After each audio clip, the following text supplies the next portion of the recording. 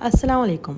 Snacks का mood है और घर में कुछ भी नहीं, चले आए बनाते हैं सिंपल सी रेसिपी। जो चीज़ हमारे पास हमेशा मौजूद होती है उससे।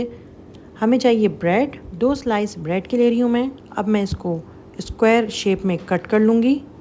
छोटे छोटे पॉपकॉर्न साइज़ की कटिंग करनी है हमें।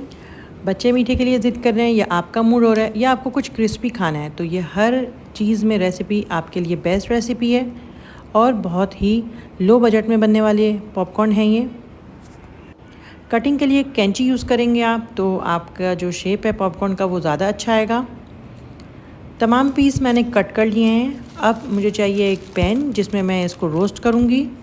बिल्कुल हल्की आंच पे हमें अपने ब्रेड के पीसेस को रोस्ट करना है और चमचा चलाते रहना है ताकि ये क्रिस्पी हो जाएं।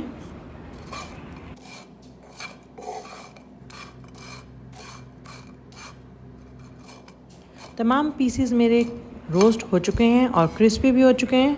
अब मैं इनको डिश आउट कर लूँगी और अपनी कैरामल सॉस की तरफ चलती हूँ। अब मैं उसी पैन में या किसी और पैन में अब मैं ऐड करूँगी चीनी ऐड करने के बाद मैं ऐड करूँगी पानी। चूल्हे की रखनी है हल्की आंच और हल्की आंच में चीनी को पिघलने देना है। कोशिश करना है कि चमचा यूज़ नहीं करें, फ्राई पैन को ही हिला के हम अपनी चीनी को फैलाते रहेंगे ताकि वो पिघल जाए और लाइट ब्राउन कलर होने तक हम इसको पकाते रहेंगे। देखिए मेरी चीनी का बिल्कुल गोल्डन प्यारा सा कलर आ गया है। अब मैं इसमें ऐड करूँगी मक्खन को भी मैं इसी तरह से फैलाऊँगी और आंच बिल्कुल हल्की रखूँगी। मक्खन के पिघलने के बाद मुझे ऐड करना है इसमें दूध। चमचा मैं इसलिए यूज़ नहीं कर रही क्योंकि चमचा यूज़ करूँगी तो सारी की सारी चीनी चमचे में ही चिपक जाएगी, तो इसीलिए मैंने शुरू में चमचा यूज़ नहीं किया।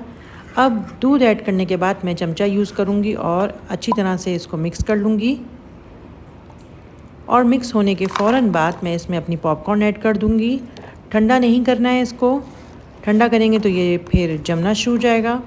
पॉपकॉर्न ऐड करके अच्छी तरह पॉपकॉर्न को इसके साथ मिक्स करूँगी। अब हमने पॉपकॉर्न को थोड़ा सा ड्राई करना है ताकि इसको वक्त मिले और ये पॉपकॉर्न के साथ कैरामल सॉस इस पर बिल्कुल चिपक जाए। आप इसको किसी पेपर पे निकाल लें या किसी ट्रे में फैला लें, या आप उसी वक्त भी सर्व कर सकते हैं, लेकिन ये काफ़ी गर्म और स्टिकी होगी, तो इसीलिए बेहतर ये है कि आप इसको थोड़ा वक्त दें ताकि ये पॉपकॉर्न कैरामल सॉस के साथ अच्छी तरह एडजस्ट हो जाए। ठंडी होने पे ये बिल्कुल क्रिस्पी हो जाएगी और बिल्कुल स्टिकी भी नहीं होगी और आपके हाथ पे चिपकेगी भी नहीं। पॉपकॉर्न मेरी ठंडी हो चुकी है, अब मैं इसको सर्व करूँगी और ठंडा होने में टाइम भी नहीं लगेगा क्योंकि मेरी ब्रेड तो पहले से ही ठंडी थी। क्रिस्पी कैरामल पॉपकॉर्न बिल्कुल रेडी है। बच्चों को तो मेरे बहुत पसंद आई, आप भी ट्राई करें और फीडबैक दीजिएगा। नेक्स्ट रेसिपी तक के लिए अल्लाह हाफिज़।